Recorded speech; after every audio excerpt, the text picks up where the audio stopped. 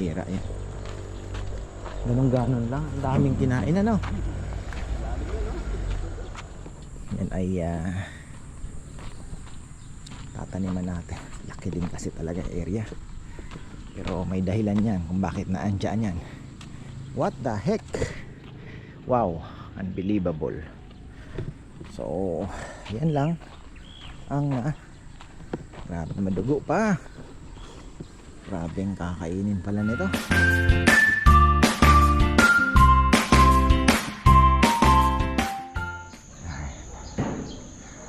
Eto na naman, umaatikabong daldalan mga ka-farmer yan. Magandang buhay. Naku, may kalapating ayaw pumasok. Paronda kaya muna ako. Ayan.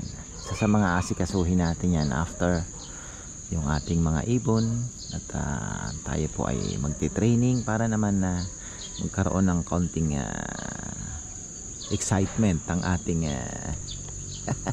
punong-puno na naman pala ng excitement. Madagdagan ng excitement sa aking buhay. Ayan. So, importante ay masaya. Diba?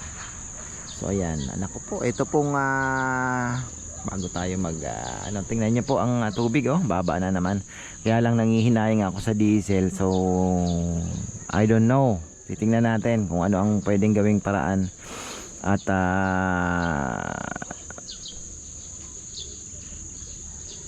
yung patubig natin, pero siguro gagamit tayo ng diesel for the meantime. Pero titingnan ko yung wala pa kasi si Gian, pero yung solar panels ko ay nakatabi na daw kasi naka-hoard na yung mga solar panels kasi magtataas ng presyo. Alam nyo na, business. So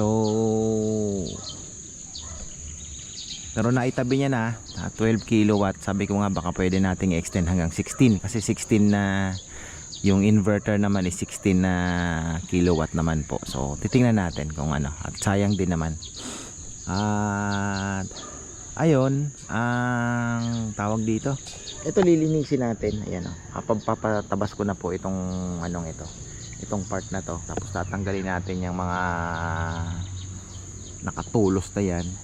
Ayan tatanggalin din yung mga damo na yan. Delikado yan, barik. Ayun yung mga yun, kailangan din matanggal. Barik yung tawag nila dyan. Tapos doon babawasan na natin ng kaunti din. At sa mga nagtatanong ng tilapia, hindi ko po dahil may kaunting para sa akin sabi ko nga sa inyo, ayoko pong maglatag ng pagkain sa lechon house na sa akin ay hindi appropriate. Medyo naman yung ating panlasa. May dahil nga maraming natural masyadong kinain siguro mga lumot medyo may lasa-lasa siya ng konti lang naman, pero sabi ko parang ayaw kong isugal. So mailalaki pa naman po yung tilapia. Ayusin lang natin siguro pagka makapagkabit tayo, God willing, maikapit na natin yung solar panels natin plus yung solar pump. Ayun ang pinakamaganda kasi itong crisis na to, hindi ko alam kung saan pupunta mga ka-farmer. Kahit matapos po ang gera, ang daming nasirang oil facilities na need time to recover. LPG nga yung Qatar na dali 5 years daw ang recovery. So napakatindi po ng nangyayari ngayon. Kaya ayun, marami po ang mababago ng gerang ito. Maraming salamat kay Donald Trump. Ayun, politics. So ayan, wala tayong magagawa. Marami din naman ang sumusuporta sa kanya, pero mayroon din naman na nagsasabing hindi tama yung ginawa niya. So ang sa akin naman it's not the nuclear, I think. Dahil yung nuclear po, kung ang dami din namang bansa na may nuclear, bakit hindi mo di ba? Like North Korea, di ba? So parang ganoon ba? So may konting alam niyo na, it's oil, sabi nga nila. So ayan, mamaya babalikan natin yung tambak. At sana maubos po ito ngayong araw at wag naman masyadong uminit. Ayan, medyo may ano ng konti. Paatras na po ng paatras yung tawag dito, yung amihan.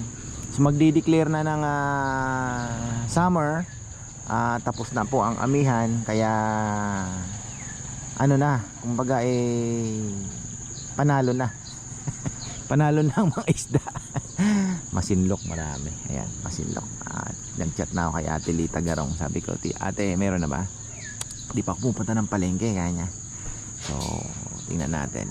Pero, ayun nga, hectic po ang schedule natin. At marami din po tayong mga schedule na kailangan din pong may gusto akong atinan na bloodletting. So ayun, magdo-donate po ng dugo. Si Nel gustong sumama. So ano yun, April 1. Tapos inaano ko yung schedule tapos yung mga bata sa Batangas susunduin din. Di ko alam kung kailan ni Bebe maisisingit.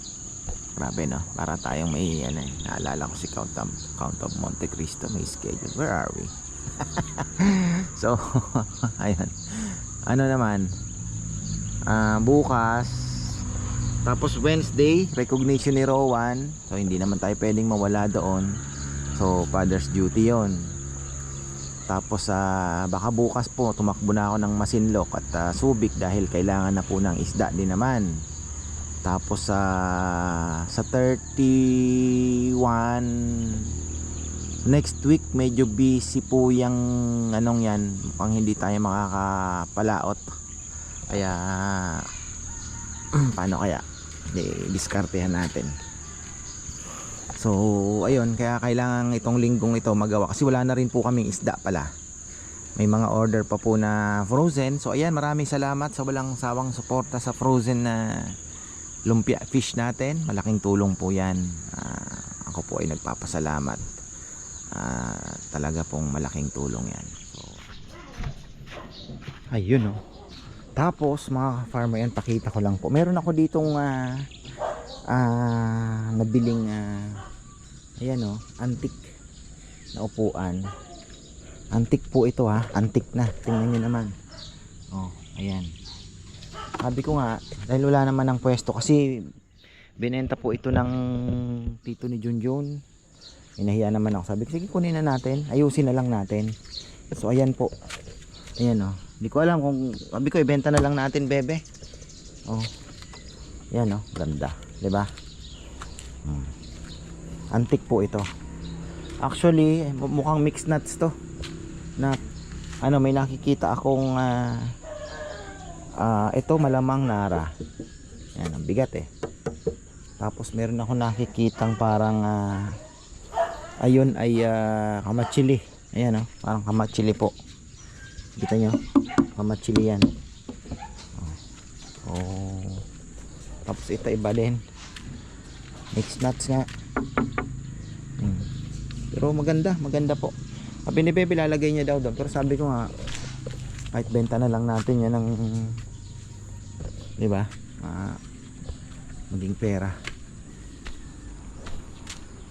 Ilang araw ba ginawa yan? Dadagdag mo dun sa bili mo. Antique So ayan, tingnan natin po itong naan dito. At sabi ko kay Rizal Senior pala, gandang panahon ngayon. Mukhang mukhang maghapon. At sa tingin ko naman ay malaki-laking na din yan pagka naitambak na. May raos na yan. Medyo na tayo, umaaray ng ating ingat yaman. Umaaray na ang ingat yaman. Ito lang naman, medyo mataas kasi talaga yung costing ginawa namin, yung parking. Talagang medyo mabigat po, kaya pagka si Bebe ng utang ay nagugulat siya. Patay ata ito Oo, patay. Putol na natin yan. Matay yan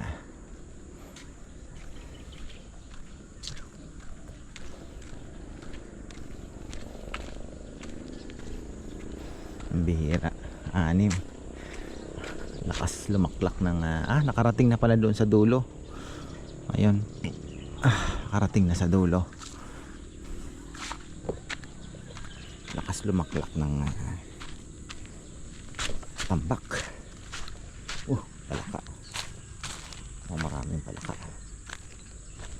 Nakarating na pala sa dulo, no?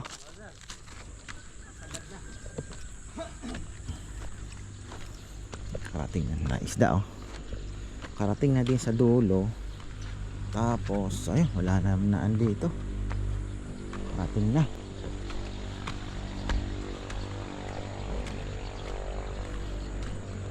Bihira yan. Ganon lang. Ang daming kinain, ano? Lupit. Malalim daw to.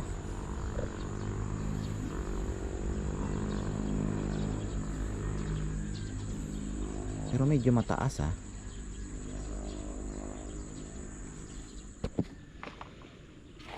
Ay, mga isda natin. Daming isda dyan, no? Pag umaga talaga ganyan. Doon, nakulong. Anong ano? Yung kulay orange, sir. Ba? Paano nakapasok? Nakuha namin kapon. Paano nakapasok? Ewan ko, nagtataka ako, nakaplatada yan. Tatlo yung nakuha namin yung kapon, yung isa malapad. Yung tatlo, medyo maliit. Dinipat namin dyan, nagis namin, nagingalo na eh. Tapos lumakas. Kasi nagiinit na yung tubig nila sa loob eh. Paano nakapasok? Nagtataka ako, sir, di ba gawin natin yun, wala pa yan? Hindi, baka nung may nakapasok na. Palitadahan to, paano na? May butas na maliit siguro. Sir. May butas na maliit, alam nga namang may isda daw. Impossible. Paano nangyari yon? Grabe, no? Ano nangyari? Baka nung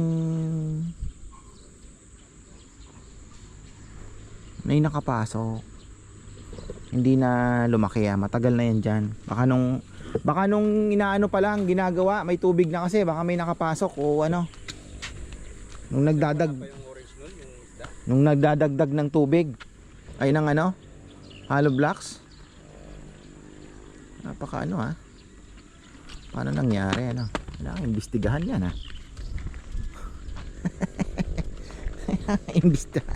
imbestigahan.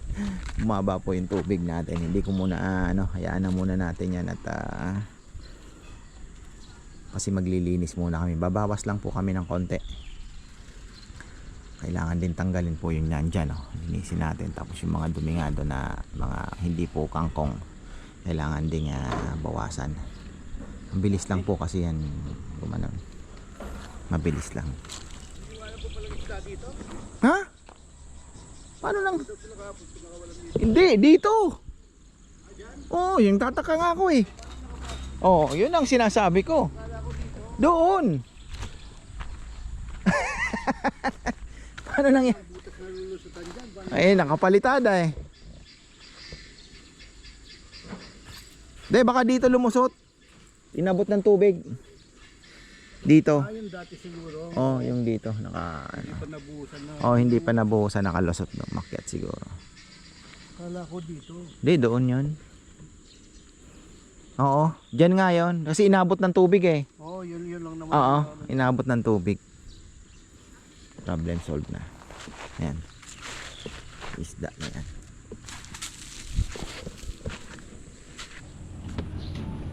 Uy, ayan, balikan na natin ang balikan na po natin yung tinambakan nila. Maaga silang ngayon, adjourn. Na, tapos lang. Day Sunday, so umagang dinismiss ni Papa Yam. Sabagay, wala na rin po palang aga ata nagdilig dito ni Papa Yam, wala na rin pong tambak. Ayan, naubos na po nila yung tambak. Wow, sarap na magpahinga dito. This is the best. Wow, oy, ano ba to? Saan ba ang dugtong mo? Baka mamaya okay, nasa baba. Maganda din yung mababa kasi talaga. Alam niyo yun, lateral talaga yung movement ng mga natin. Beautiful. Beautiful.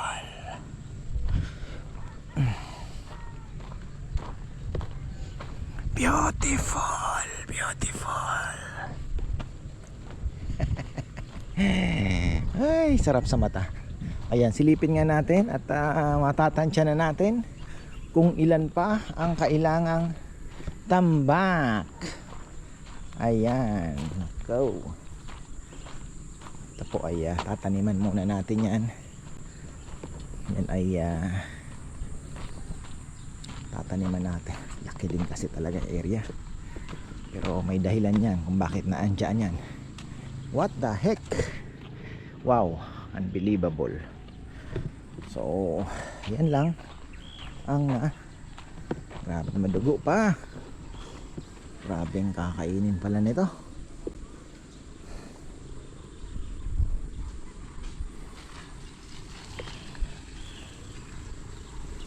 Mga 10 pa 12 to papayam.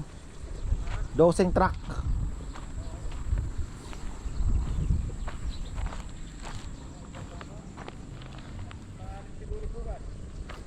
O para mata.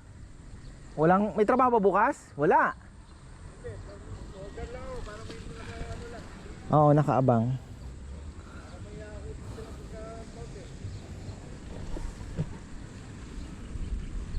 Marami-rami. So, ayan po ang ano natin. Bo, may Ricardo ka pa? Para bukas kami po ay tutulak ng Masinlaw. Siyempre namimiss ko na. Kailangan ko na mag-report. Kailangan ko na pong mag-report. At sa Masinloc, ganda na ang panahon. Ang amihan ay naandun na daw po sa dulon-dulo na lang ng Pilipinas. So yung mga mamamangka niyan magpapalaot. Pero yung tuna, baka bibili po tayo mga ilang kilo lang.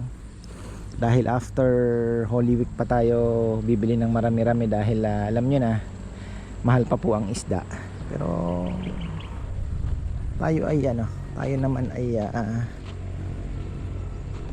makikipagsapalaran pa rin. Gusto kong i-feature yung hapon ng Masinloc. Tapos ano naman yan, kaumaga. Ayun. Grabe, ilang na to papayam? Ilang truck na ba to? 14, 12? 14? 6?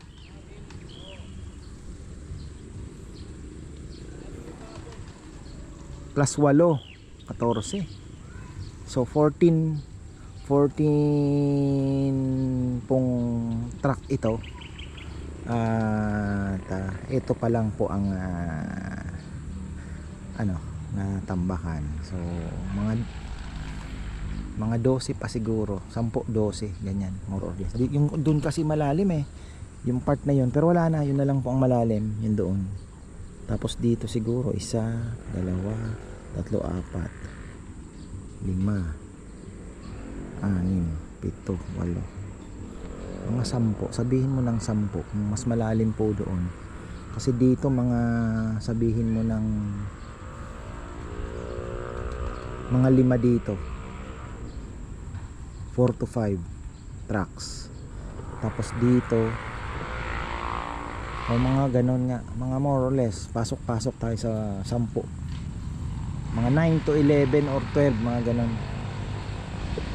Pwede na, konti na lang naman para matapos na po itong kalbaryo natin sa tambak. Pagkatapos nyan ay ayun, stop na muna tayo sa trabaho. I-develop naman natin ito, aayusin natin. So magtatanim po tayo ng mga gulay muna dito. Stop na muna yung pagpapagawa dahil hindi natin alam kung anong mangyayari. So stop na muna yung pagpapagawa. Ayusin na lang natin muna ito. More on pagpapaganda na lang po muna tayo. Babawas ng mga hindi kailangan na halaman. Ay kagaya niyan, pwede natin i-trim ng konti yan. Tapos magtatanim po tayo ng mga gulay, mga fruit bearing trees. Tapos pagpaplanuhan na kung anong future talaga nito para yung mga halaman pong itatanim ay hindi na magagalaw. Kasi hindi po pwedeng ihuli yung halaman. Kailangan po mauna yung halaman. Proper planning lang talaga ang kailangan. Kasi yung halaman po, it will take time. 'Di ba? Kung may pera ka, mabilis lang mag-build eh. 6 months, 3 months makakagawa ka, 'di ba? Kung may pera. Pero yung halaman, kahit ganong karaming pera, eh talagang you need to buy time pa rin. Panahon talaga ang mag-aano diyan, tawag dito. Ang hihintayin mo. So, ayun. At hopefully, 'di ba? Hopefully po ay makuha natin. Meron tayong mga ibang halaman na mga fruit bearing trees na native lang po para at least yung mga magiging bisita in the future ay may mapipitas. Yun po yung para mag-iba naman ang itsura. Tapos ayan may acacia na tayo, straight na straight. Kita nyo yan? Straight na straight yan. Maggaganon yan dito. Yan, malaki po ang ugat nyan.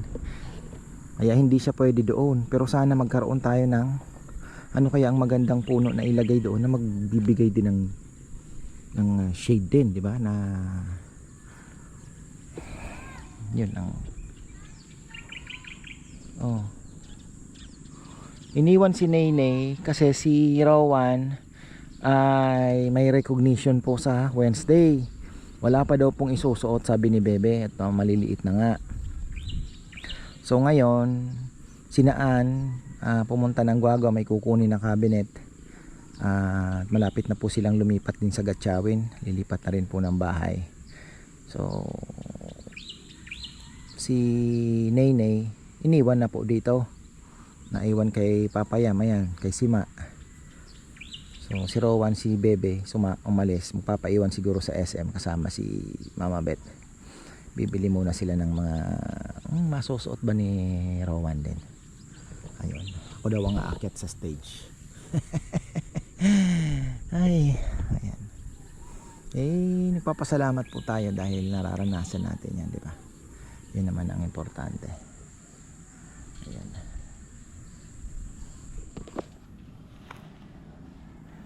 So ayan po, final na mga farmer. Tayo po ay magpapadeliver na lang para matapos na po itong drama. Ang galing naman ng kalapati kong ito. Malupit naman na ito. Ayaw talagang, ano ba to? Kanina to? Aba.